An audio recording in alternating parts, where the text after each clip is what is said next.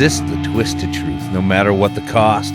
Supplant the rights with wrongs inside our heads, outlawing all the questions to the answers that no one likes when someone ends up dead.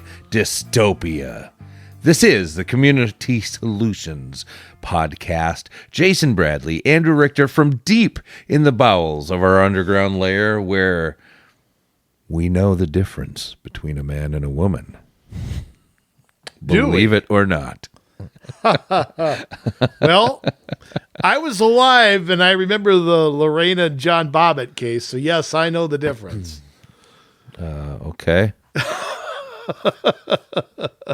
Jay, how are we? Oh, I'm well. How are you? I'm good. I have no idea on the song.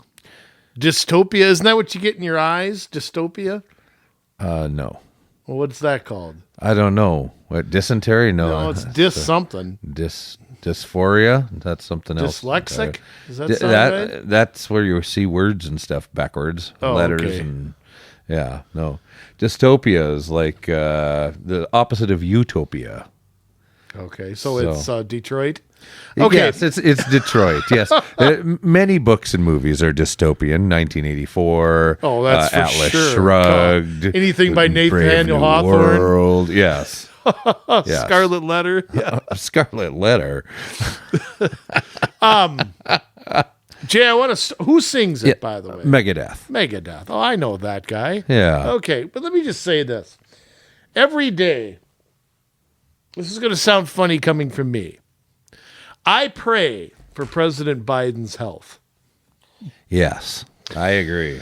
Because this ditz of a vice president we have embarrassed and had shamed this country overseas recently. Yes.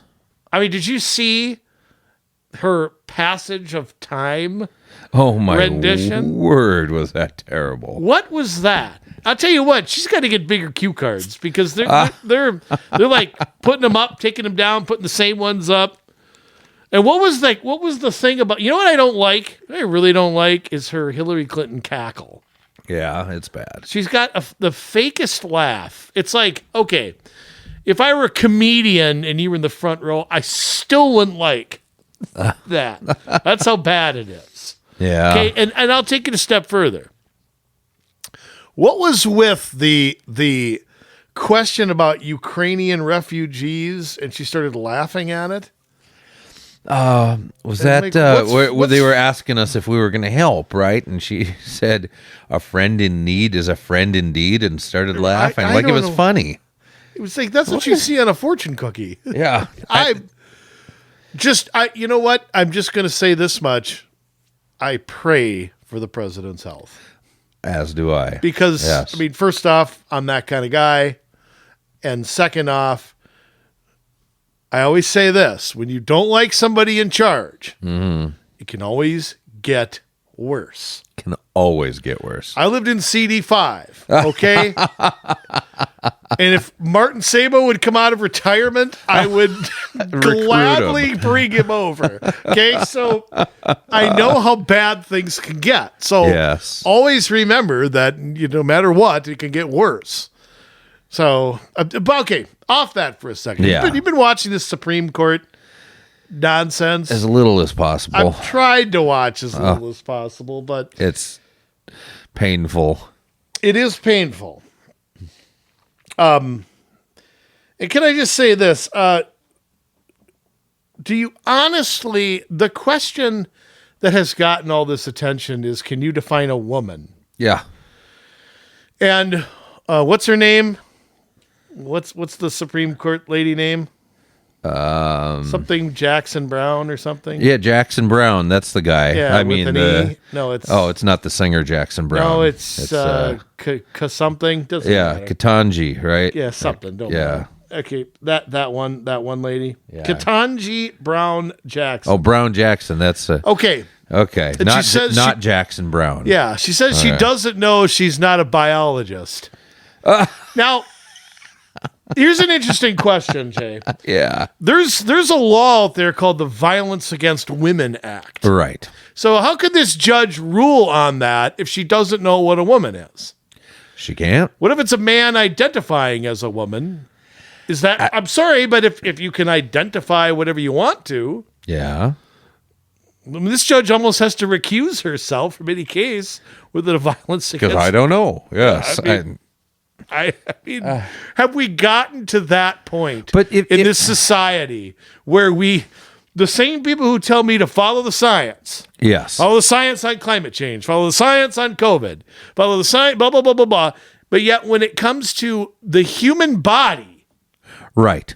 they want to pretend that there's, that a gender is a buffet line and you can just walk down and take whatever you want, whatever you don't want. I'm glad you said that word, pretend. Yeah. I mean, that's what it is. It It's is. all pretending. I mean, not that I mean to take everybody back to, seventh grade health class, but the moment that you have the male seed and the woman's egg intercepting each other. Yeah, see, there's these two bees. You can tell I'm super uncomfortable talking about this. But that which comes from the male has either an X chromosome or a Y chromosome because males are XY, every cell of their bodies. So if they get that Y chromosome, because females are XX, they don't carry the Y. If it's a Y, if it's a guy. Yeah, that's a great one. If it's a Y, it's a guy. That maybe we should make up some nursery rhymes like that for Katanji Jackson Brown to YXY. Yeah. Dry bud dry.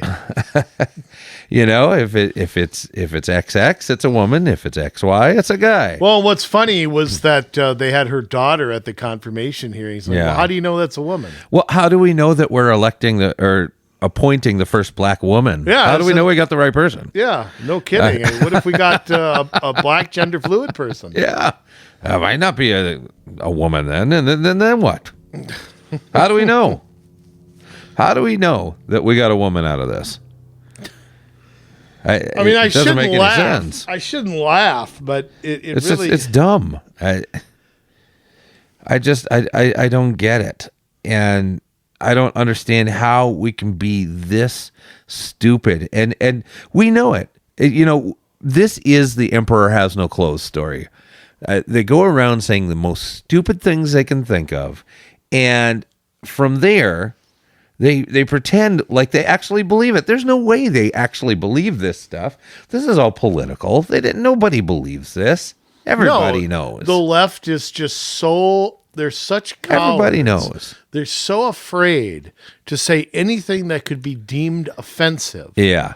Unless you're a white Christian, then you could be made fun of all day. They Right. won't say anything to offend Muslims. They won't say anything to offend quote unquote trans people, whatever that means. They just refuse to do anything. It amazes me that we've gotten to a point where there literally is no such thing as a man or a woman. Yeah. Literally doesn't exist. I mean, think about that. Gay marriage, Yeah. same-sex marriage. Right. I mean, could you not? Liberals fought for that. But it's Yeah. like, wait a minute. If you can't define a man and a woman, what was the whole point of that? She didn't seem to have any problem in 1980 when she wrote that song That Girl Could Sing. Who did that? Jackson Brown. Oh, okay. So she wrote that and seemed to know what a girl was then. And maybe she should have relied on her song from 1972, Doctor My Eyes. But no. Yeah, that's terrible. You're terrible. What? Jackson Brown. Yeah, you're terrible. Thought Jackson Brown was a guy. We don't know, though, do we? Oh, that's right. We don't know. He could be identifying as something He else. looks like a white man, but You he know what could be a black woman. You know what I'd love to do? What? I'd love to take all these liberals who have quote unquote daughters, whether you call them that or not. Yeah. And say, I'll tell you what, here's what we're going to do. We're going to put your daughter in the women's locker room at their school, and I'm going to have the entire football team identify as women and come in there and shower and blah, blah, blah. What? You tell me then if that's okay. Yeah. No. Of course not. Lying sacks of garbage. Speaking of somebody who, boy, I went to mine, got beat in 2020. Susan Collins Oh, yes. How nice. has announced she's going to vote for Jackson Brown. Oh, And this is her reasoning. yes. And this sounds great. Of course, the Guardian.com here is just orgasmic over what she says. She said, in my view, the role under the Constitution, this is Collins, Yes. assigned to the Senate is to look at credentials, experience, and qualifications of a nominee. It's not to assess whether a nominee reflects the ideology of a senator or would vote exactly as an individual senator would want. Okay, that sounds fine. In most cases, that is true. Okay, she voted against Amy Barrett. Yeah. You tell me where Amy Barrett was unqualified to be on the court. Oh, she wasn't. Now, again, No. I want to disagree with her views, fine. Yeah. But if you're going to apply that standard, Yeah. then what is your reasoning for voting against her? No, they never apply the standard equally. That's the problem. You have these people that are so intellectually dishonest that they are unable to look at people from opposite perspectives and apply the same standard. And how Susan Collins passes herself off as a Republican just because she votes with them once in a while, I will never know. Well, again, I don't care if she's, again, I'm in the cynical party. Yeah. But listen to how the Guardian puts this. Collins voted against Barrett, a hardline conservative installed shortly before the 2020 presidential election. Installed? Yes. No, there was a death of Judge Ginsburg, and there was an Yes. opening, and President Trump did his presidential duty, which is to appoint somebody. The Senate did their duty, which is to take up the appointment. Yes. But it was installed. What is she, a car part? I mean, I hope they got the core charge back after they got her in. I mean, just I mean, Yes. silly. I'm interested to see. I'm going to make a prediction Yes. here. Even though Lindsey Graham has announced he's not going to vote for her, I'm going to say, because I'm always wrong, Yes. I'm going to say at least 10 Republicans vote for her. You think it's that low? Well, Maybe. I thought Graham would be a yes. He voted for her on the Court of Appeals. Yeah. And he's come out against her for whatever reason. She's going to get through Oh, yeah. because all the Democrats have announced Yes. that they're going to vote. Yeah, this is And Harris would break Done. the tie, so it's a done deal. it's done. But I'm going to predict that no Republican up for election this year will vote yes. Okay? That's accurate. But I think the ones who've got 2 years, 4 years, whatever, Yeah. they want some good media pub, and we know I don't have to mention names. You know the people I'm talking about. Mm-hmm. I'm gonna bet she gets more votes than people think. I think. I guess I'll mention names. I think Murkowski will vote yes. I think Romney will vote yes. Romney. There's several Republican senators not running again. Yeah. Would shock me if a few of them fell off the reservation here and go on and talk about their bipartisanship. Yeah. But I think, she's going to get more than you think. I think most of the Republicans will hold firm on this because in the end, this really doesn't matter and it's a done deal. And why tarnish their reputation over something that they are already losing on when they can turn around and be a turncoat on some other important issue later? I suppose. I mean, it's open to vote no if they want to vote no. But Yeah. I just like Susan Collins to, explain herself here and why, Yeah. Why is Jackson Brown eligible and Amy Coney Barrett was not? I would like that explanation. Well, and I would also say to me, I don't agree that it's just simply the job to stand there and vote if somebody is qualified or not. I think that's important. Obviously, they've got to be qualified to be there, but to me, there's more to it than that. There's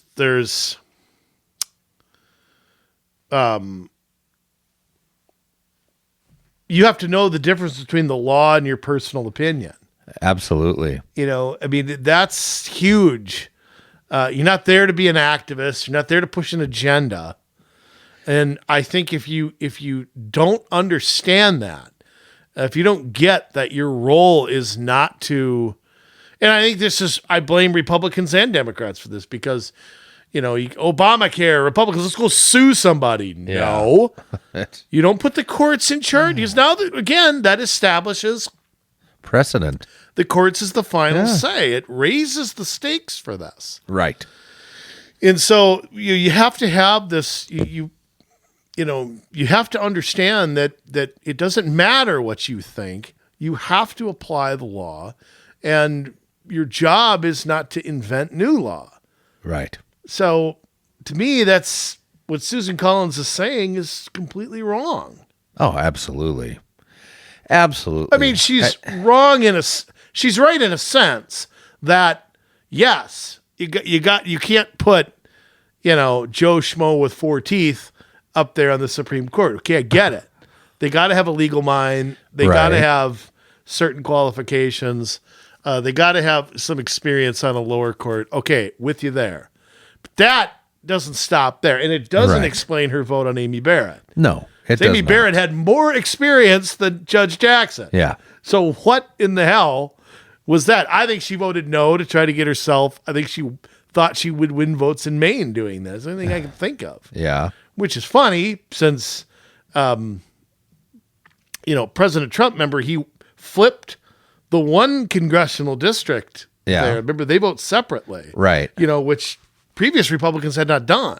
Yep. So Maine is actually New Hampshire. They're a little different. They're a little different than some of those other states. New Hampshire seems to be growing more red. Well, and if you look at some states, he got 40-some% of the vote in Rhode Island, and I mean he did better. It's gone unnoticed, but I think there's opportunity there for a Republican if they're smart enough to actually read the results and go there, which I won't hold my breath. Right. So, I just think it's right. And I just Supreme Court stuff just depresses me. And as far as whether she's qualified or not, I mean, when you have somebody that is soft on crime, and that's legitimate, isn't that legitimate? It is legitimate. That's a legitimate question. That's a legitimate line of inquiry.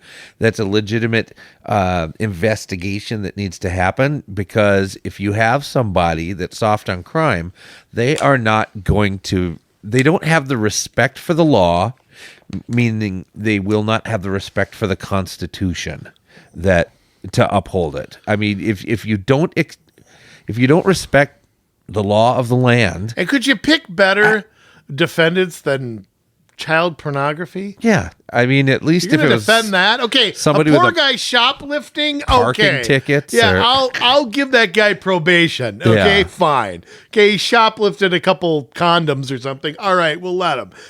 Give him a second chance. Child pornography? I know. That's somebody that deserves to be behind bars for a long time. That's just beyond. It's just sick. Yeah. It's beyond sick. And I don't think she explained herself. I don't think she even started to. Not that it matters, Right. but I mean, a reassuring answer would have at least, Yeah. at least been prudent there. Yeah. I don't know. They're depressed. They're circuses. You know what I'd love to see? I'd love to see what these people do when the cameras aren't running. Yeah. Would you like to see that? I bet it's the most boring thing. I bet people are asleep. I bet people are picking their nose. I bet it's just. I bet it's so boring to see them without the cameras on. Yeah. As soon as those cameras on, man, politician notices those cameras, and wham, they're like Teenage Mutant Ninja Turtles. They come to life.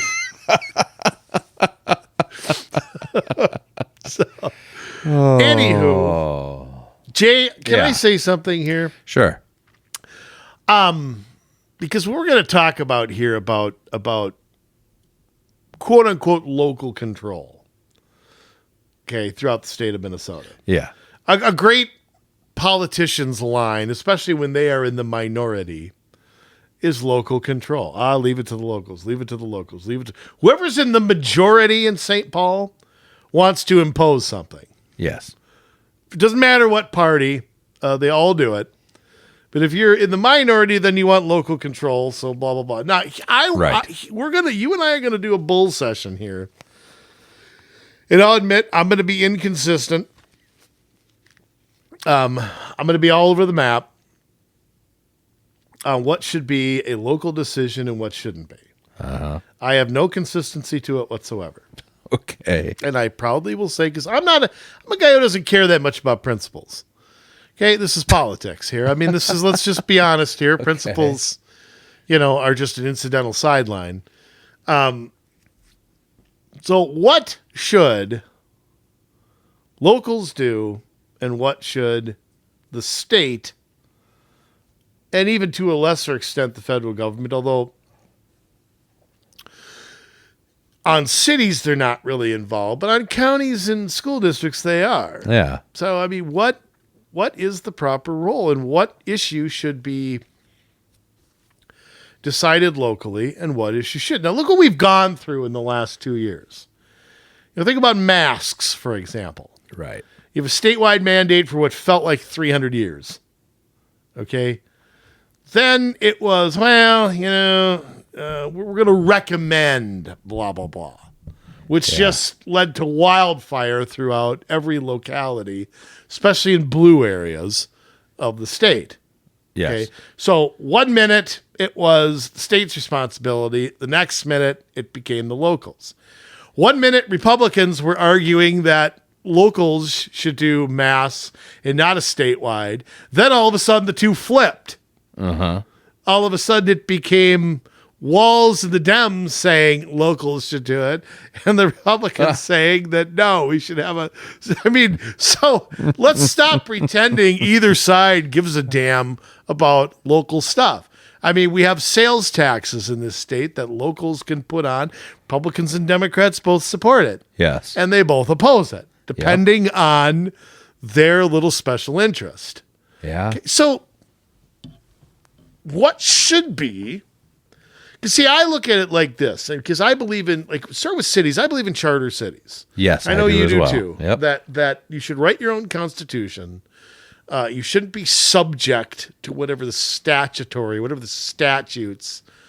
in Minnesota say. You're abdicating part of your responsibility, in my opinion, when you're not a charter city. Most cities aren't charter cities. No, the majority are statutory. In fact, it's like 700 statutory A is the most common form of government for cities in Minnesota. And just to break that down quickly, you've got statutory A or B, and then you've got standard plan. Now, a standard plan is for very small cities that don't have a lot of people, and in there, you elect your city council and mayor, and also usually like a treasurer and a clerk.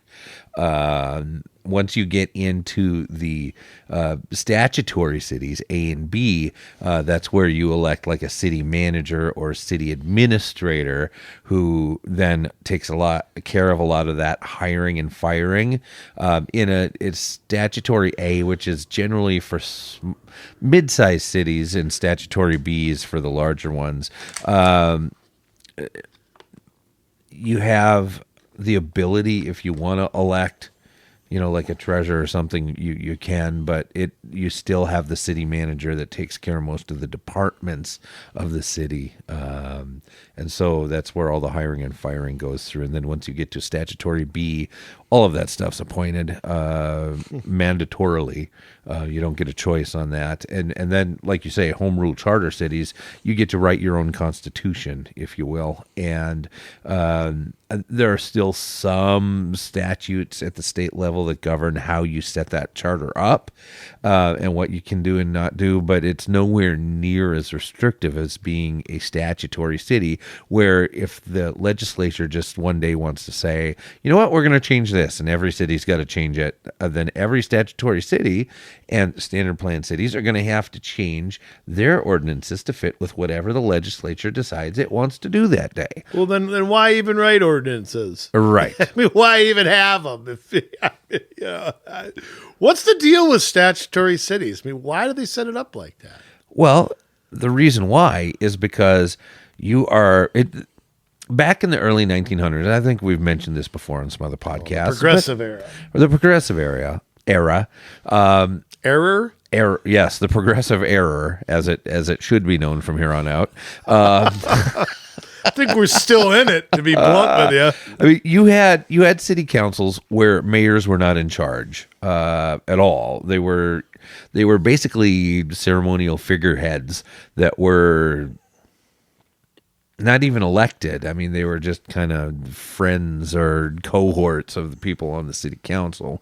And there was a lot of corruption. That's where you had Tammany Hall and things like that all across the nation, where cities were just corrupt. And that's where we get that from. And that's what's funny about that is Tammany Hall was involved in state and federal stuff too, yet we didn't change how we voted there. Right. Exactly. Still elected a governor and we still got electoral votes, but we'll take the cities and we'll change all them. Right. So, based on that, there were some things that they started to look at a strong mayor system, which with a strong mayor system, you elect a mayor. He's in charge of the executive branch. He works with the departments of the city to execute the laws that the city council creates and passes. Now, we couldn't have that because in the progressive period, you had Woodrow Wilson and all these people that loved the idea of administration running the government. Once you create a big enough administration that runs the government, then it doesn't matter who you elect. The people that are there long term as employees of the government get to define how things work. They get to, if you will, direct the course of the river over the long term. And so same thing with cities. When you have a mayor who, this is what they created, is a weak mayor system or a weak mayor council system, where the mayor is just a part of the council. He's elected, she's elected, and they're just a figurehead of the council. They get to create the agendas and preside over the meetings and stuff, but really they're just one vote like anybody else. And then you have all these hired employees, your city manager, your city planner, finance, and all these people that the city comes underneath the city manager or city administrator, and they are the ones that administrate the running of the government and the execution of the laws that are passed by the city council. And there is no elected representation or any kind of accountability with anyone that is elected. And oftentimes, because these people come through these liberal programs in colleges and League of Minnesota Cities and things like the American Planning Association, you have in very, very, very many cities, and I would guess the percentage is extremely high. I would guess over 90% of cities are probably run this way, where the administrative branch, the executive branch, the employees of the city tell the council, here's what we want to do. Here's, based on the plan for the city, this is what would be best. Yeah, I would say it's probably 99 point something. Yeah. Even if a city has a strong mayor, even if a city has a Oh yeah, the people they bring on advise them because they're so much smarter. It's probably 100% of the cities, the employees try to do that. Yes, try. And it's not always, again, they're not always in the wrong. Yeah. I go back to our favorite city, New Hope. Oh. Where their city manager, part of his evaluation is how much money, other people's tax dollars, he brings to New Hope. Right. What does he do? Go around, he's doing what he's told. Yep. Go around and find free money. It doesn't matter what you have to do. Have electric bikes or have, sidewalks for every driveway or whatever, and get them here. Right. I mean, that's how it's done. So, and these people who've gone through the American Planning Association and so on and so forth, I mean, it isn't a shock that they're doing what they learned to do. Right. But I go back, Jay, to this. This is what I go back to. Is the proper role. Here's the whole thing. If we all just stuck to the Constitution, Yes. this would never be an issue. Right. Okay. But you see things, you see bad ideas. Like I'll admit my gut reaction to what I see go on in a place like Minneapolis Yeah. is, okay, somehow somebody's got to do something. You know what I mean? Yeah. Like somebody needs to step in and Tell them they can't do this. right. But then there's the part of me that's like, wait a minute. What about things you and I preach, local control? Yeah. So where is that line? I mean, for example, take it's a thin line. Take something like ranked choice voting, Yes. which I think is silly. Yes. And, does Minnesota pass a law saying you can't do ranked choice voting? You got cities doing it for a city race, and then you go to a state race, and it's, Yeah. do you step in and say, no ranked choice voting? Yeah. How do you do that? I mean, cities that want to add a sales tax. Yeah. The state is totally inconsistent on this, totally ridiculous on it. Mm-hmm. And yet they allow some cities to do it. Right. So you pay one sales tax here, one sales tax there. Should it be no, you can't do it? Or is it, local control? If we want to do it and we want to put out a referendum, or we want to, should they be allowed to? Well, I mean, let's think about this in a little broader prospect here. Let's look at the way that the federal government works with the states, right? Okay, so the federal government has the Constitution. This is what you can do, what we cannot do. Right. See, that's how it's supposed to work. It's what we can't do. Right. And everything else falls to the state per the 9th and 10th Amendment, right? State and people. Yes, absolutely. Freedom goes until you intersect with somebody else's freedom, and then everything else that's not listed in the Constitution falls to the states. Okay, so when you have the states... Well, we believed that for the first 130 years or so. Yeah, worked good then. Let's try it.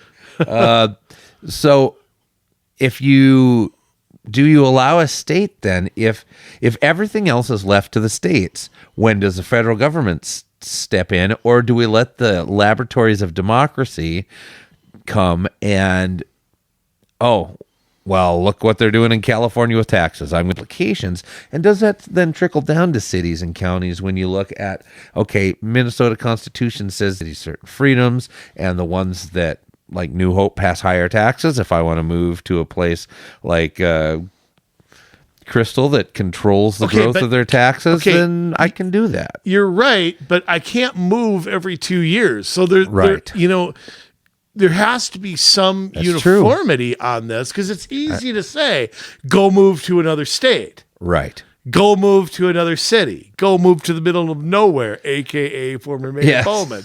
Okay, but it's a lot harder to just go do that. It is. It's expensive. So, I mean, back up a sec. Yeah.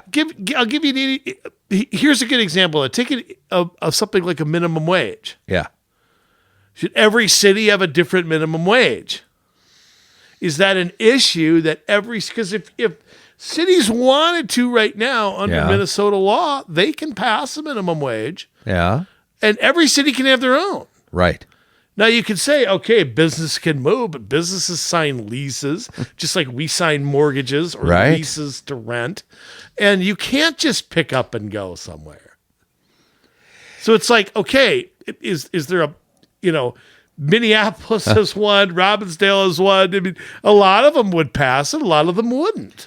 Yeah. I mean, on the other hand, if, these cities pass terrible laws and people do move, it kind of then causes the city council to go, well, maybe that was a stupid move, and they change it, Maybe, but is it also something where the state has to come in and say, no, wages are so fundamental.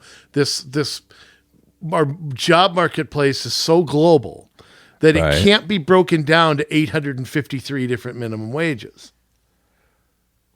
Yeah, I don't know. It's a great question, and you look at a lot of these cities, the cost of living is different in Warroad than it is in Huge in real Lakeville. estate. Yeah. I mean, look. look, and put it this way.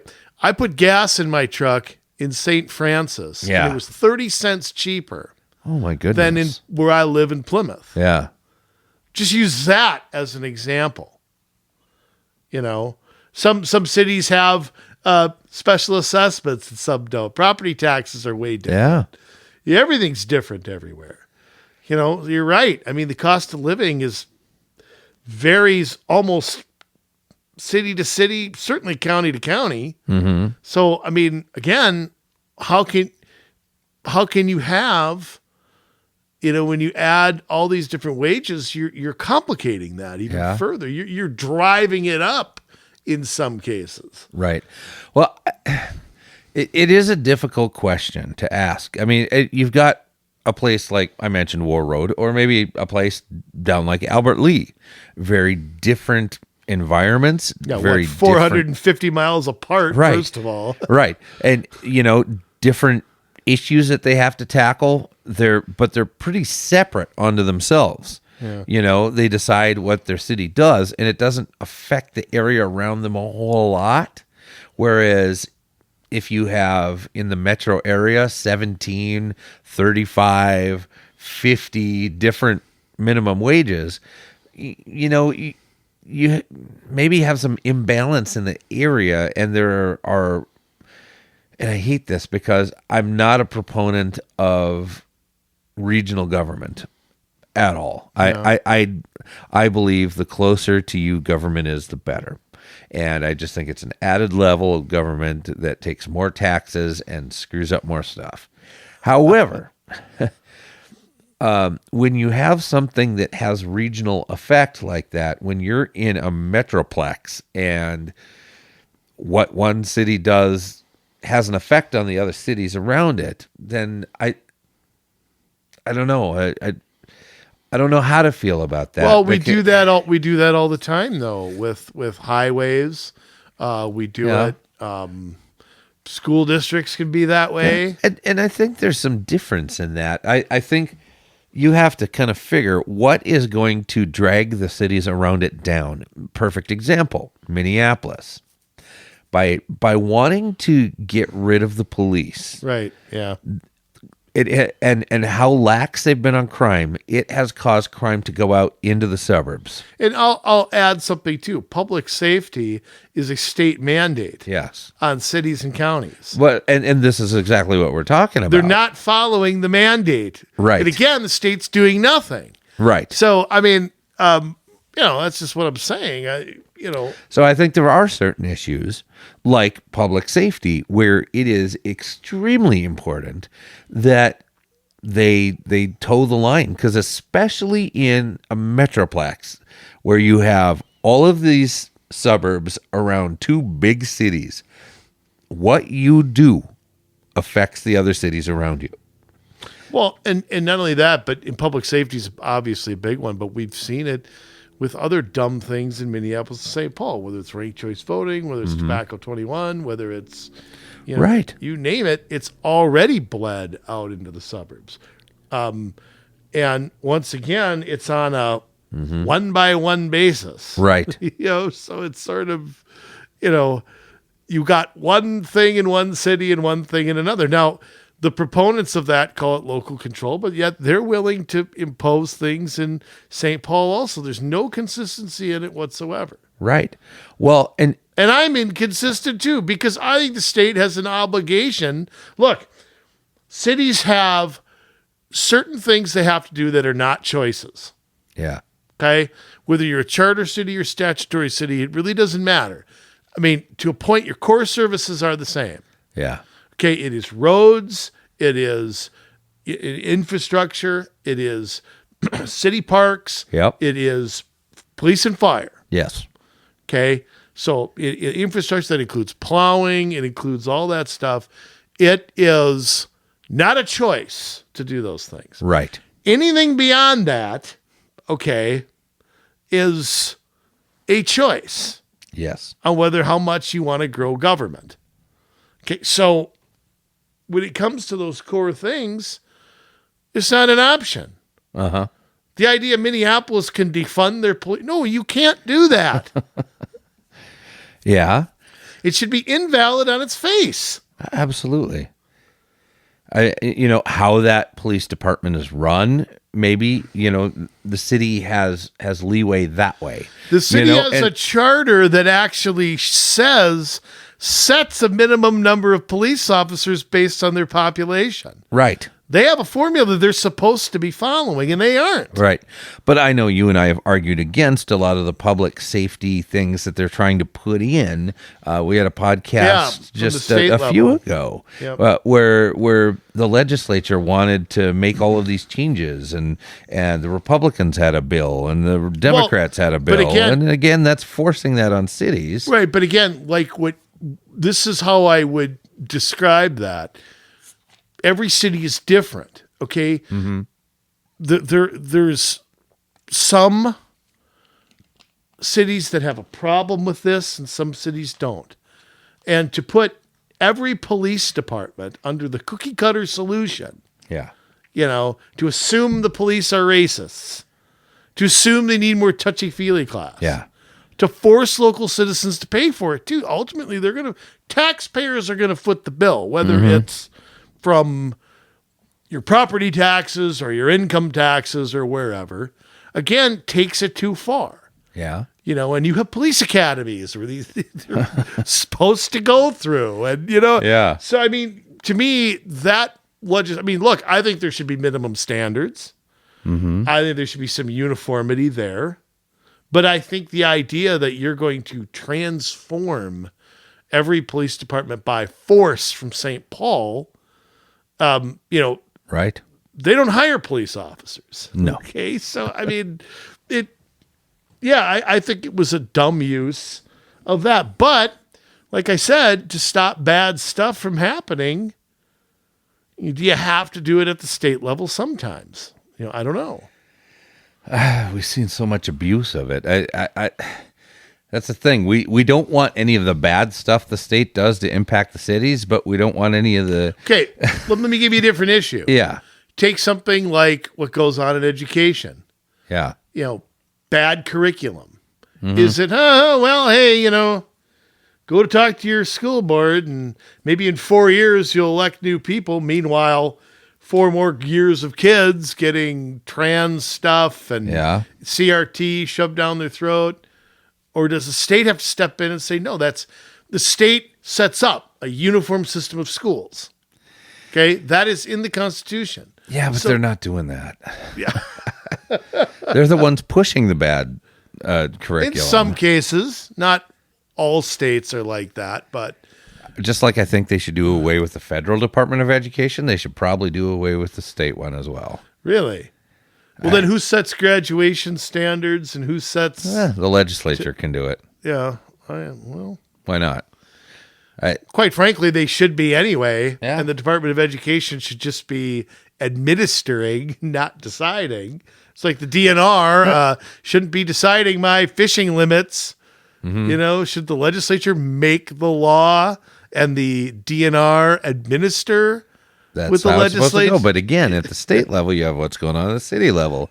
DNR eggheads bring the facts and figures over to the legislature, and we got to preserve the speckled trout. There's not enough of them, and so you can only get them in between, 6 inches and 8 inches, and anything on either side of that, you got to toss back. I just want to say to the DNR, who keeps a trophy Northern? Yeah. Really? It tastes like a dirty sock. Okay, there's nobody is going to keep a trophy Northern. Yeah. It's all I can say. It's all I can say. When I get next month, when I get my booklet, that is growing in size every year when you get your fishing license. Should have seen last year's. It took me like 4 trips on the toilet to read it all because it was that bad. You read it? Of course I read it. I like to see the crap that's being pushed. I get the book. I just don't have time to read it. Well, Maybe I should. If I actually caught fish when I went, it have would more matter. tacos, and you might end up doing a few enchiladas. And Problem is, when I go out, I don't catch anything anyways, Yeah. so I don't need to know any of the rules. you catch a tire, and I catch it. I catch everything I keep. No, I don't. I get weeds. I get driftwood. An old boot once in a while. yeah. Yeah. Whatever somebody litters ends up on the end of your line. Yeah. My youngest says, "Yeah, Dad, I'd love to go fishing. Are we going to catch something this time?" Yeah, probably not. That's Jay, that's terrible. We got to get out more. yeah. Okay. It's back to the horrible subject we're talking about here. So you think the Department of Education should be done away with? I don't know. I don't know if Again, you've got the structure set up by the progressives where the administration is the one. They're like the rudder on the ship. You know, the government goes this way or goes that way because they're being pushed in that direction. the starboard side or the port side. They're being pushed in that direction from the administration. You know, though, like I said, those are the eggheads. Those are the people that are so smart with all the facts and the figures. Well, you see it with things like the pollution control agency. I was just going to say too. the EPA, I mean, Minnesota Pollution You got Control. them, but you have the EPA kind of directing it all. Yeah. And then the pollution control agency pushing it down to the next level. Right. And so you have all that going on too. And you know, the whole idea of joining a group, but it's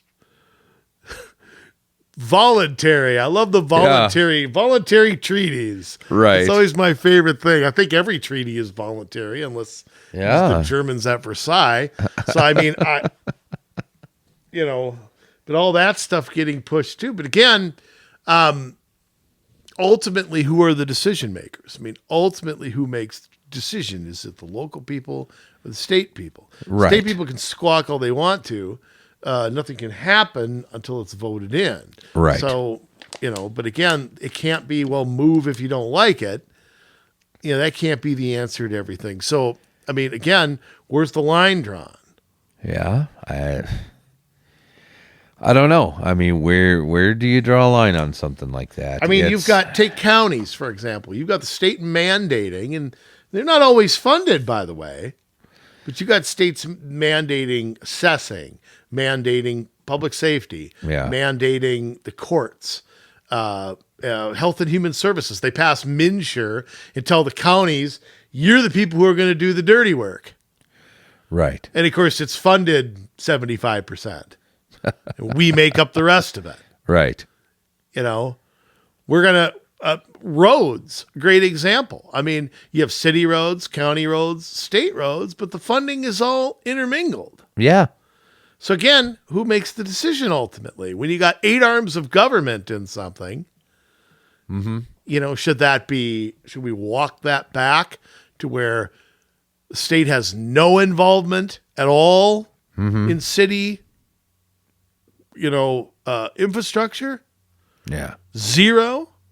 I mean, is that the way to walk that back? And you have and again, you get the argument of, you get the developing cities with the expanding tax base versus the first and second ring cities that aren't growing. And both of them are building the same roads. One is getting more revenue and the other's not. Is that we all agree roads are a need. Yeah. Everybody benefits from them, even if you don't have a car. Yes, you do. How do the groceries get to the grocery store? How do the tools get to the hardware store? It's not coming on an electric bus, okay? And even if it was, the electric bus would use the road. Yes. So you're all benefiting from it. Everybody is. So again, if that's a public good and we all agree that it's a legitimate function of government, my tax dollars are going to fund it no matter what. Who ultimately is that decision maker? Yeah. Well, I don't know if this helps at all. Our friends, You never help. our friends over at the National League of Cities, Your friends. which friends. is Give me this bull that it's our friends. Your friends over there. the puppet masters of the League of Minnesota Cities, which are the puppet masters of the cities themselves. They say that political power. Have you ever seen a puppet operating another puppet? I don't know how that works, but not well. No comment. Not well, and that's why we have what we have. Political power in a state can be divided into three spheres: the local government, the state government, and the functions that the two governments share. Within the local sphere, there are four categories in which the state allows discretionary authority to the cities: structural, power to choose the form of government, charter, and enact charter revisions; functional, power to exercise local self-government in a broad or limited manner; fiscal, authority to determine revenue sources, set tax rates, borrow funds, and other related financial activities; and personnel, authority to set employment rules, remuneration rates, employment conditions, and collective bargaining. Okay, stop there. Yes. Because I can think of a bunch of exceptions to that. I'm sure. In fact, do you know? I'll take the last one first. You said personnel. Yeah. A city manager or administrator is required for a city of 15,000 or more. Yes. And the salary, there's a minimum salary requirement passed by the state legislature. Mm-hmm. It's like 106 grand. So you have freedom over personnel, but we're going to tell you have to have a position and you have to pay them a certain amount. Yep. And not in agreement with that whatsoever. Again, this is where the state has overstepped, in my opinion. Okay, then I'll back up another one. What was the third one you read there? Fiscal. Okay, I'm going to stop you there. Yeah. Take bonding. Yep.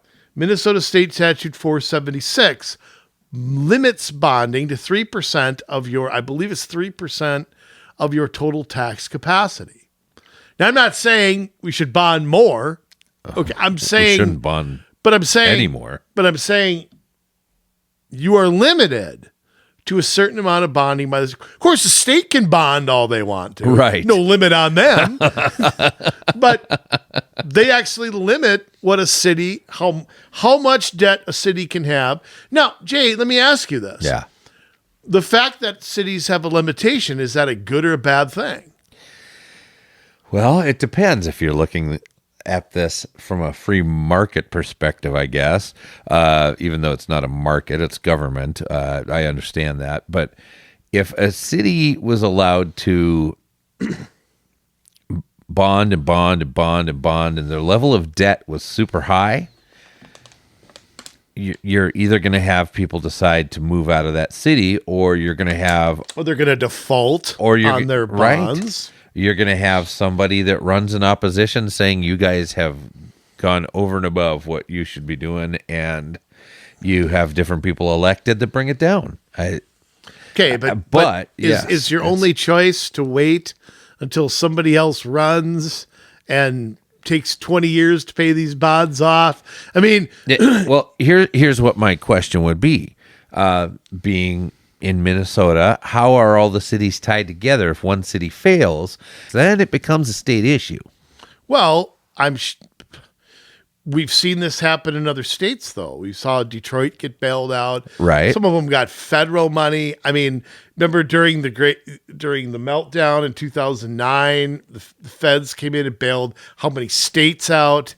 I mean, ultimately, the bad decisions will get rewarded, and the states that did have huge budget deficits, it didn't get anything. Yeah. So, yes, the bad decisions will get rewarded. The question becomes, if you put no limits on debt, okay, is it a good or bad thing that the state sets a limit?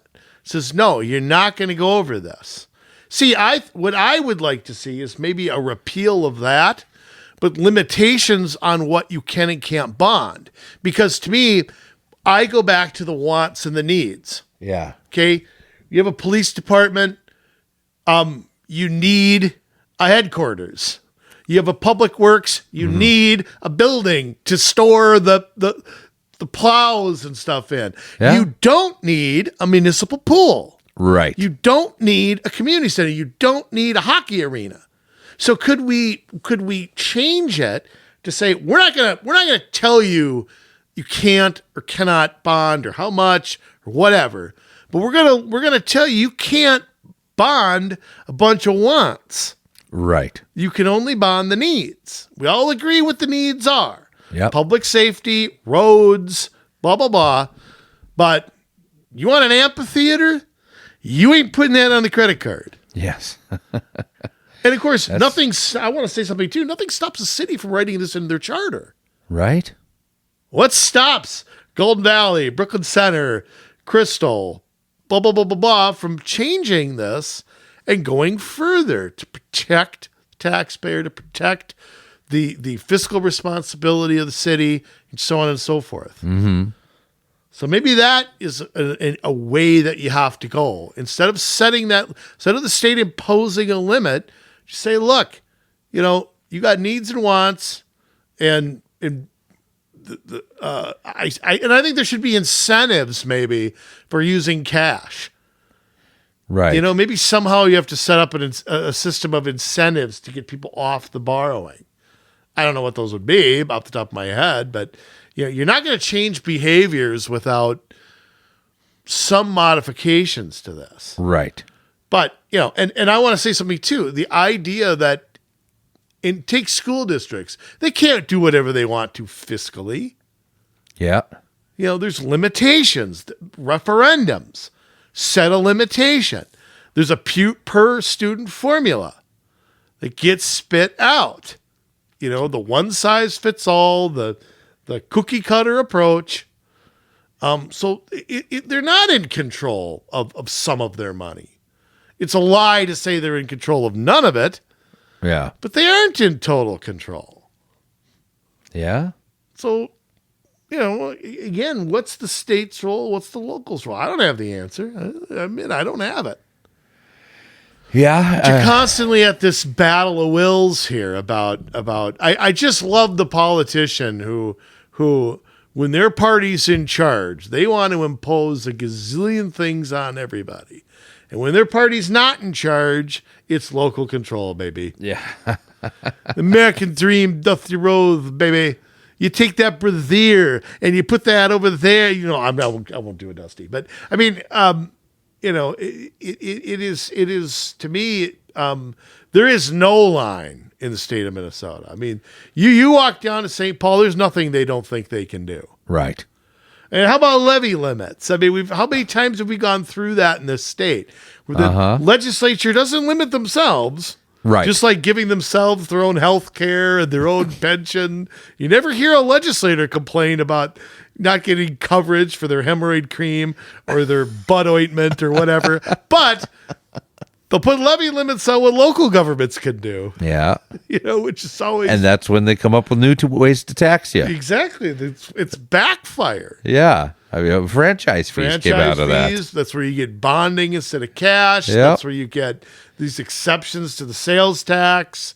That's where permit and liquor license fees go up. And of course, that's just a pass-through tax to a business. Right. That's where you get special assessments instead of road maintenance. Mm-hmm. So they've totally found ways to get around that. It's absurd. But I have seen people from both parties push that and push that and push that like crazy. Yeah. So, here's another one. The wheelage tax. Yes. I mean, you and I kind of did a show about county taxes a couple years back, but how many enacted a wheelage tax? When you go, I mean, I have to renew my tabs next month, so of course, enjoy that. Of course, Hennepin County has one. The state then allowed them to double it. Hennepin County went around and doubled it. Yep. Supposedly going to roads, although the roads don't seem to be getting any better. I'm sure it's complete streets that Hennepin County puts it towards. Right. But I mean, the point being, should the county be able to add a wheelage tax? Should they be allowed to make it $100, $200, $1,000? Or should the state step in, say you can't do it? Okay, you can do it, but you can only do it this amount. I mean, again, like, what's the answer to that? Mm-hmm. You know, I mean, who came up with a wheelage? I want to know who came up with that. It's like the guy who invented the roundabout. I want to parachute into his front yard and tell him what I think about roundabouts. That's what my I hate roundabouts support group told me that I have to think about is what I'm parachuting in there. Yeah, the wheelage tax. That's I don't know. They seem to find new ways to be able to tax anything. Oh, you know, we got to do an emissions tax. Maybe that's coming. Don't give them any ideas. I know, but that's, you know, it's driven. It's driven by too much spending. I mean, that's all of this is driven by too much spending. But you know, anytime the state starts to restrict the locality finds a way around it. It's kind of like water. It's like, okay, I'm hitting the rock here, I'm going to go this way. And that's what local governments do. And I think if we just kind of let them do their thing, it all, like Minneapolis, it seems like it's a lost cause. I mean, they voted out the people that wanted to defund the police. Yeah, they voted in one or two. Well, they did too. It's been reduced. The amount of people who want to defund has gone down. That's true. Of course, it doesn't take care of all the other crazy stuff they do, but no, I think it's a movement that's gone too far. I think it went too far, and the residents there have seen the rise in crime and the rise in all that. Right. And said, no, we don't like what happened to Mr. Floyd, but we're not taking it that far. Right. You know, that's ultimately the message being sent. So I don't know. So I'm more of that mind, but at the same time, like every time we talk about something like that, it's like, how far can it move to the left till it goes to crazy town? And then we pull back from it. Well, why doesn't it ever move in the other direction toward freedom until we need to... It gets too crazy town freedom, and then we have to... the progressives have to pull us back? Yeah, it doesn't... Pendulum never seems to swing in that direction. Right, but what you said about public safety is really... hits home, because it's like, okay, the lawlessness in Minneapolis is affecting first and second rate, and it's a matter of time before it goes further than that. Oh, it already is. So what has to happen then? Who steps in and stops it? Because you could sit there and say, well, it's up to Crystal or New Hope to... It's like, well, no, they didn't create those problems. Another city did. Right. So is it up to the counties, the sheriff's office? Of course, good luck here in Hennepin. But I mean, but you got other counties affected: Ramsey, Scott, Dakota, all the other counties in the metro. I mean, that would be one option. You know, is pushing that to a county level and having somebody at the county level decide how that shakes out. Who has jurisdiction over using the court system would be another way for a group of cities to go after Minneapolis and sue them to keep the police intact. Certain county attorneys might be doing their jobs a little bit more. All right. Certain prosecutors. Yeah. Yeah, I mean, it's a nasty issue, and there's a lot of implications that go beyond that. But like I say, with every bad idea, even if it's a bad idea, some people will implement it before they realize it's a bad idea. You know, I mean, like I said with ranked choice voting, I mean, it's gone around to what, like 10 cities in the state? Yeah. You know, how about this? How about referendums in like April? You know, but I mean, again, you can argue one of two things. Hey, we're an independent school district. We should be able to have an election on Christmas. We should be able to have one on Easter. We should be able to have one every month. Mm-hmm. Or does the state step in and say, well, wait a minute. There's election day. It's not election month. Right. Elections are so important. And remember. Absolutely. I mean. Yeah. How do you set that one up?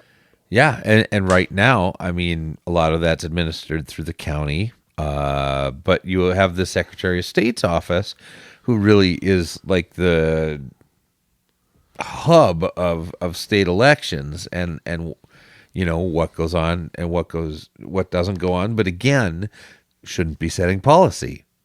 Should only be enforcing what the legislature passes. But should the legislature pass a law saying you can't have a referendum unless it's election day? I think I would be okay with that. I mean, you want independence in the school districts, but when you're dealing with elections, voter suppression or whatever, having it all on the same day, there's too much room for funny business when you can just kind of vote whenever. What I love is the when 5% of the people go to the polls and that's declared a victory by somebody, and people talk about voter suppression, but they're proud when their referendum, 5,000 people in a district of 100,000 came out to vote. Right. Obviously that's being done to get the vote through. That's being done to get a yes vote.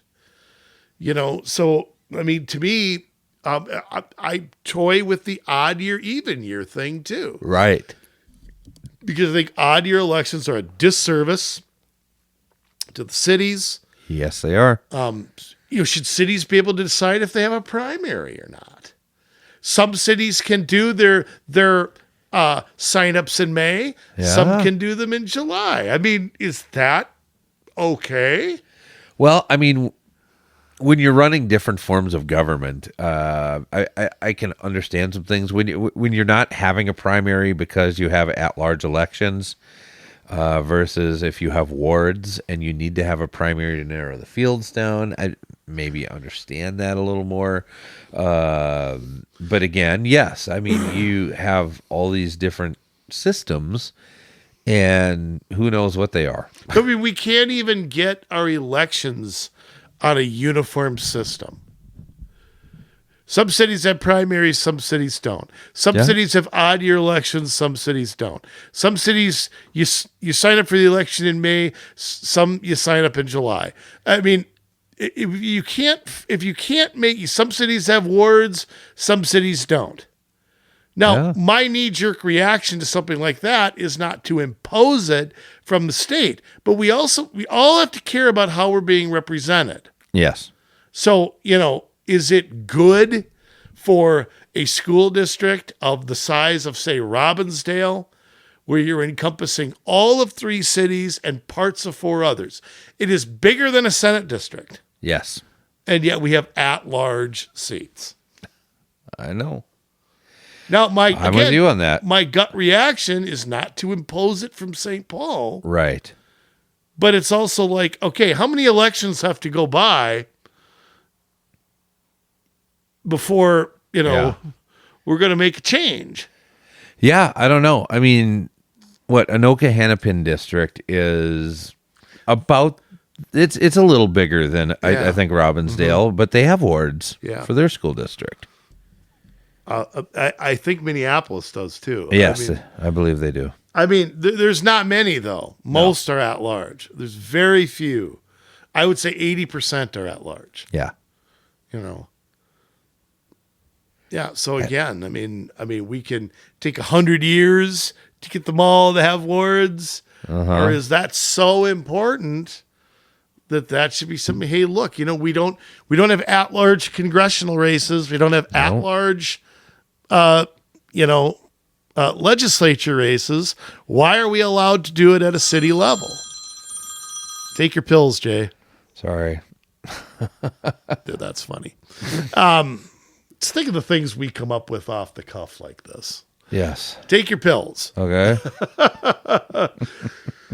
And I wish I had the answer. I mean, I don't know. I don't know what the answer is.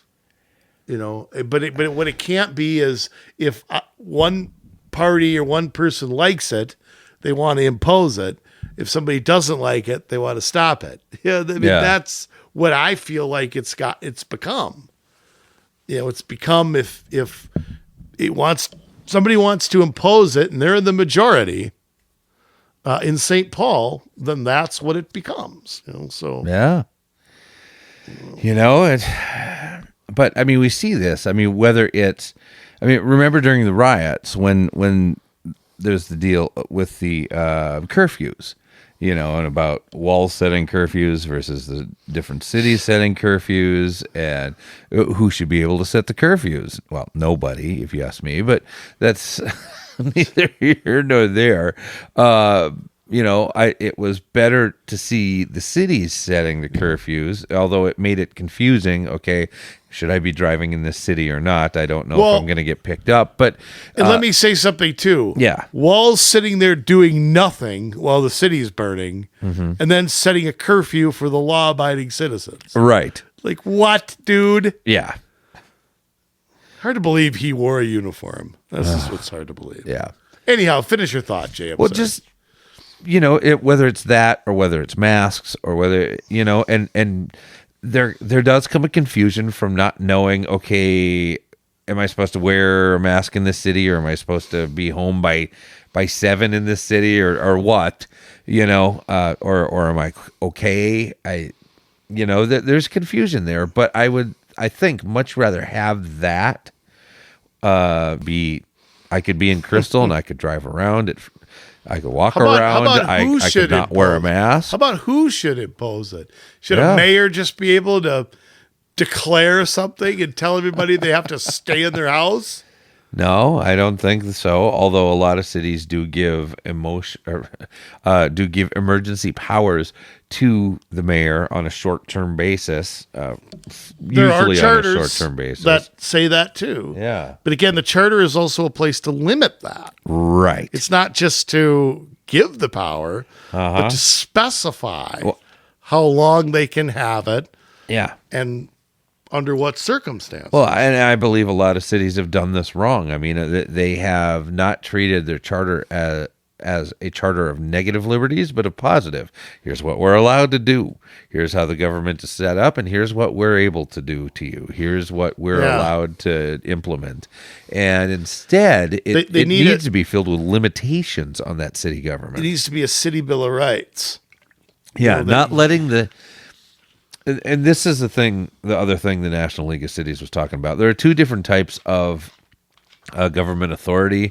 There's narrow government authority, which falls under Dillon's rule, and then there's broad government authority, which is home rule. And in Minnesota, I believe we use both.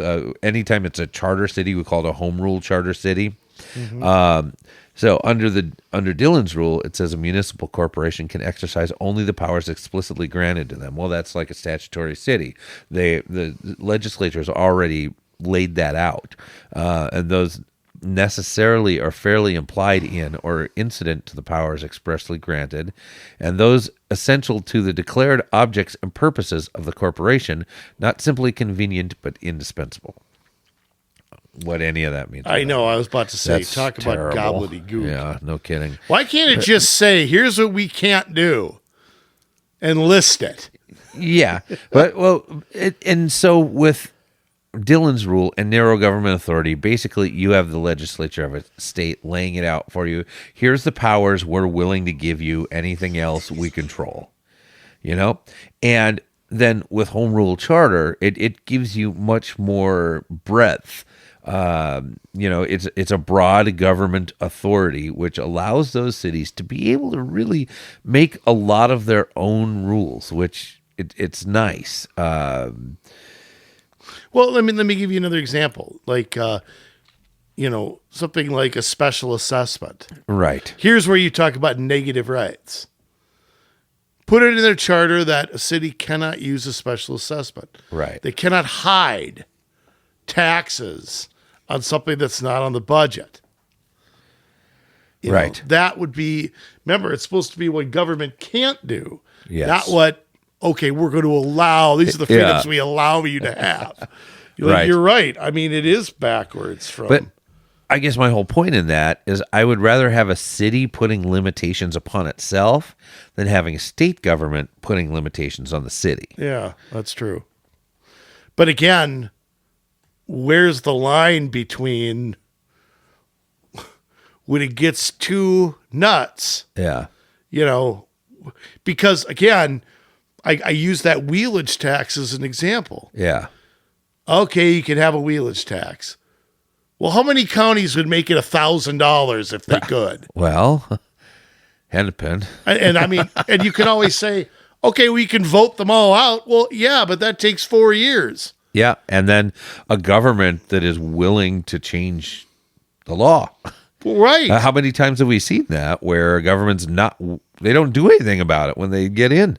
Of course not. They could say they're going to get in there. Well, This is more complicated than we thought at first. Yeah. And now that we have it and people have been paying it, we have this project, and that project, and we're going to have to raise your property taxes if we don't, keep the wheelage tax. I mean, blah blah blah. We've seen that.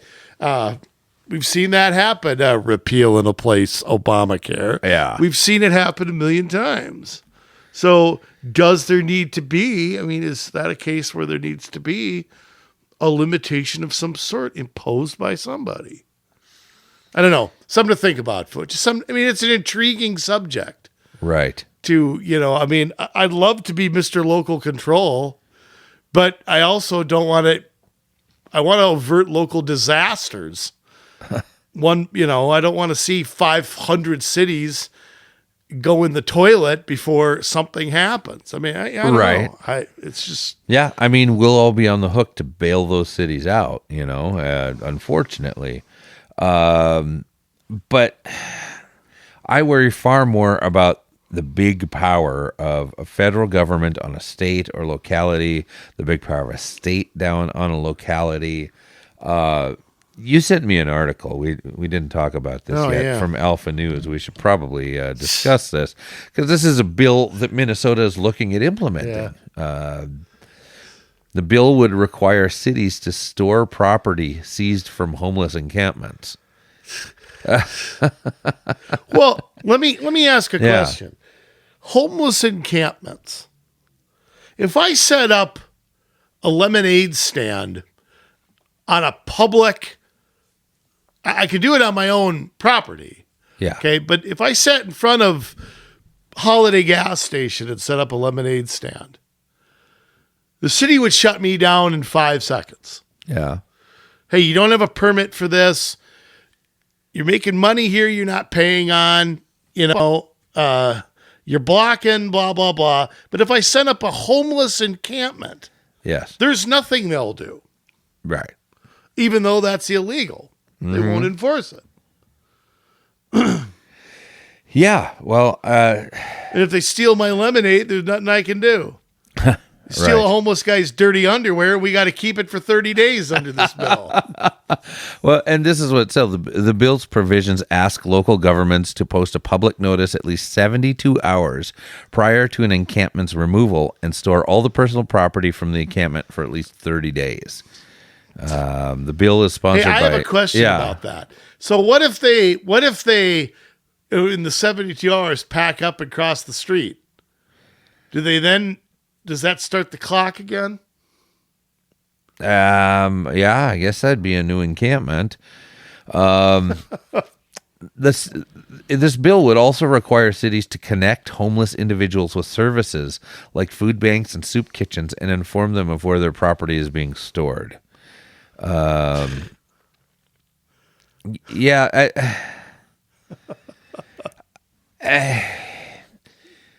This is where I struggle. When people own something, it doesn't matter if they're homeless or what do they call them now? Unsheltered persons, because that's the new politically correct term.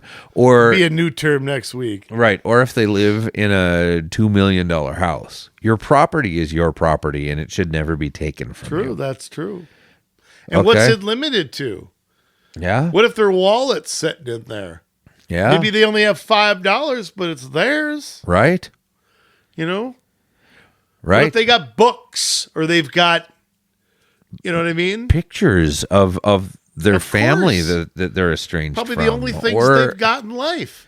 Yeah. Now, look, I don't think they should be able to set up a tent, in the middle of Bass Lake Road. No. But I you're right. With government seizing what little they have. And as we've seen from asset forfeiture, civil asset forfeiture, Right. Do people ever really get back what they're supposed to get back from the government? No. And we all know that that's baloney. Is there anything to stop people from taking cash or any small little bit of valuables that they have? Sure, they'll get their dirty socks back, but, They're pet worm Charlie. yeah. But, I'm terrible. what's to say that there's not going to be any corruption in this? Because we all know that anytime government gets involved in something, there's some sort of corruption that happens. There's some on some level. So, what happens? Homeless person just got their government check and they haven't spent any of it yet. And all of a sudden they didn't happen to be in the tent when the city was the encampment was taken down. You have their wallet. They can't buy anything. So Jay, stop here. Yeah. What again? How many homeless encampments in public spaces are already illegal? They're not enforcing the law. Exactly. If they were enforcing the law, they wouldn't have to give a notice saying they're taking it down. So basically, and nobody would lose their stuff. So basically, this legislation encourages more of this. Yes. And adds to the problem, not subtracts from it. Absolutely. But again, we have a state And who's going to pay to store this stuff? Yeah. This is, You again... got to get a city warehouse that... public storage. You're going to rent storage units 12 through 42. Rents on whose dime? Exactly. The public's going to have to pay for this. And so, again, we have an unfunded mandate from the state. Exactly what it is. That is going to make sure that the cities have to pay to store this stuff somehow, pay to put up the notices, pay for the employee hours to take care of this and taking down the encampments. And it's all going to cost the citizens of each city. On that note, folks, I feel like we just had a sign-off sermon right there. Kind of what that was. It was like, Really? It's like watching Rocky. We go out with Adrian. We're supposed to go out and but we got to stop. We had to stop. At that last scene. Never mind. But once again, we've got to do it. Of course. Styling and profiling. Yeah. Jet flying, limousine riding, wheeling, dealing, son of a gun. Community Solutions once again presents. Boy, I can't say. Get all the toilet paper out of my mouth. Can't say anything. Ladies and gentlemen, I'll say this right. Once again with the sign-off sermon, we present very proudly Jason Bradley. Thank you, Andrew. That's right. Say it right. Say it with pleasure. Oh, Minnesota, I don't know. Yeah, I don't know if we did. But it really laid out a problem that has been occurring for who knows how long, where there's this battle between, well, you see it between the feds and you see it between the states. You also see it between the states and the localities.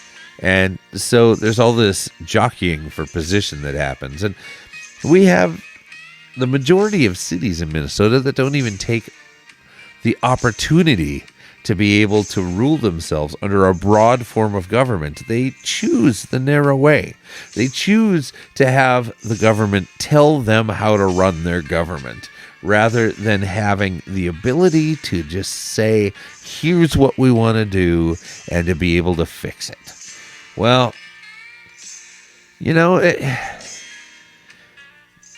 I guess, looking at the other things we're talking about, where there's an implication to a greater area when you're looking at crime, when you're looking at other things, should the state have some say-so?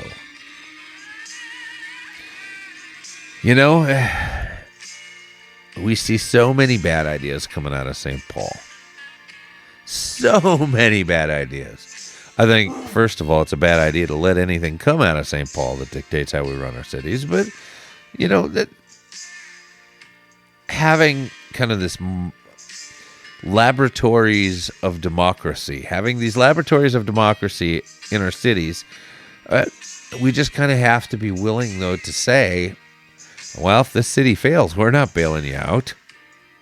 You might be, you might be in bad shape. You might have made some really bad decisions, took on too much debt. You might have failed. You might have defaulted on your bonds. But you know what? You'll learn not to do that again.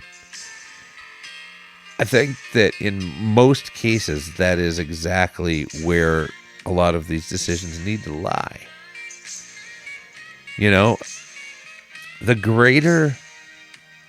The smaller the government, the greater the responsibility, I think, is the way it should be. With the federal government really having the least amount of power, a weak federal government, now strong towards the world in defending our nation and protecting our borders and all that kind of stuff, but then that really, they're only limited to what's in the Constitution. Anything outside of that goes to the states. Well, I think the states also should probably say, as far as it goes for the localities, for your counties, for your school districts, for your cities, that a lot of that then gets run out of those places, and cities should in turn say, you know what, we really don't want to dictate what happens within families, so we're going to leave that to the government of the family. Just like in families, for the most part, you don't want to be overbearing with your children or your spouse, and so you say we leave most of those decisions to self-government. It doesn't change. But yet we get so confused when we get into federal versus state versus county versus city. And I don't know if freedom is ever a bad answer. Yeah. Are things more dangerous? Yeah. Well, you can either have freedom or have security. Take your pick. You can't have them both. And I would rather be free to make mistakes.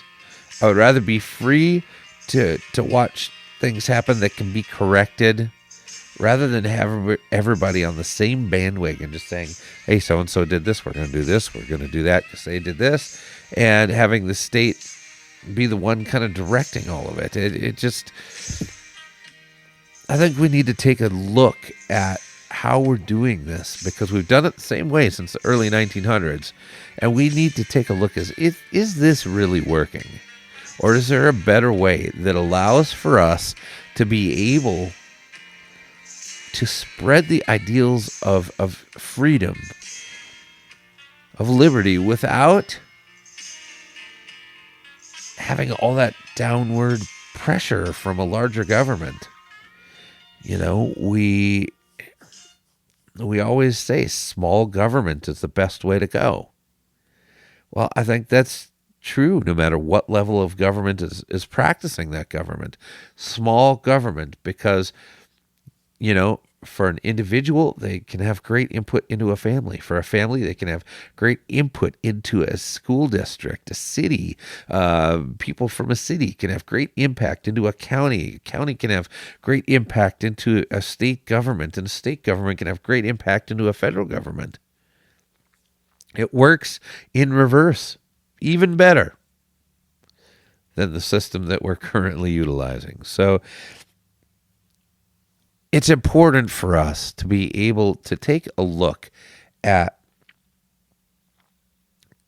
the way that this is set up. The good Lord gave us free will to make choices, whether they be right or wrong, knowing full well that we were going to make wrong choices. And in the event that we did, there's a system to be able to get us back on the right track and to learn from those mistakes and not do them again. And for the people that do them over and over and over and over, they come under discipline. They might end up in jail. They are estranged from family, whatever.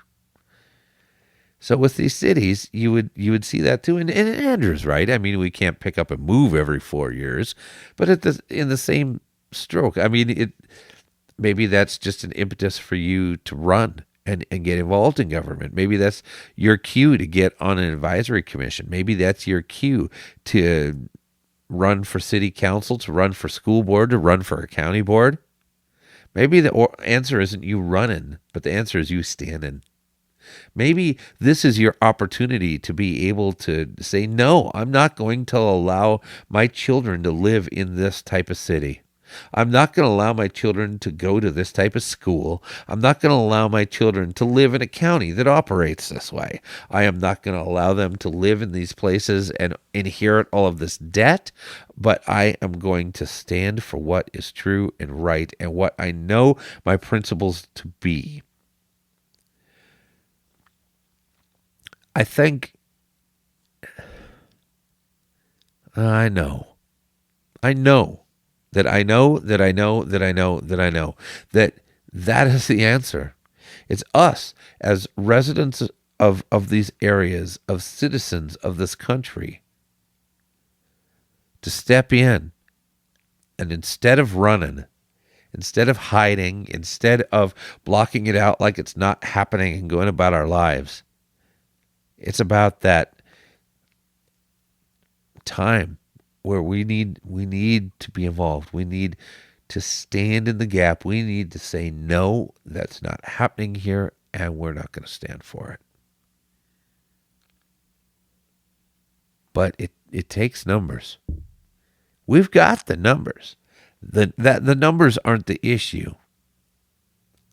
It's the willingness to sacrifice on behalf of something greater, to sacrifice for those that are coming after you, your children, your grandchildren, your great-grandchildren.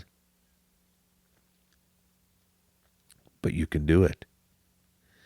All it takes is a little determination and stick-to-itiveness, and let that perseverance drive you into a place of serving your area, your community, to the best of your ability. And so, Lord gave us a brain. He gives us wisdom so that we know how to operate these things in a different manner. What we've been doing hasn't been working. What we've been doing has given us more problems than solutions. And we have seen things go in the wrong way, time after time after time after time. What do you say we turn this thing around and we do it the right way? What do you say we see what's possible and we run with that? The sky is the limit if we're only willing to believe and move forward. Is that you? Are you willing to be one that is willing to do that? If so, we'd like to talk to you. Give us an email at commsolutionsmn@gmail.com. That is commsolutionsmn@gmail.com. And by the way, something's going down in your city, in your county, in your school district that you don't like. Your soil and water conservation district is throwing in all sorts of green stuff for your county.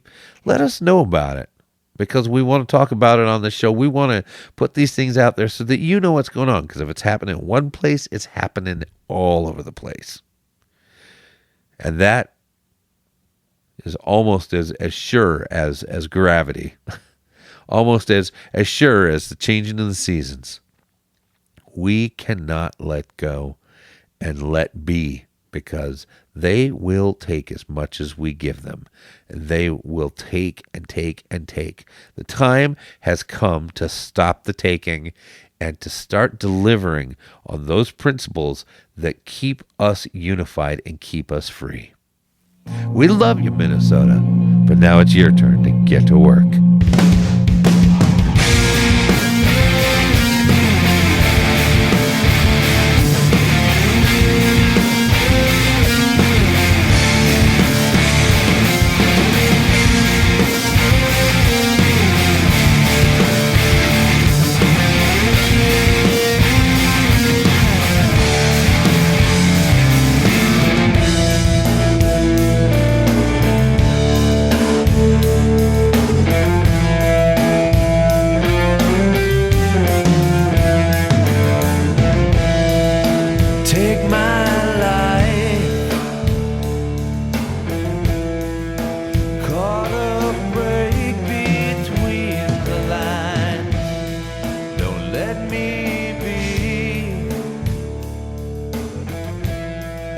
I get too caught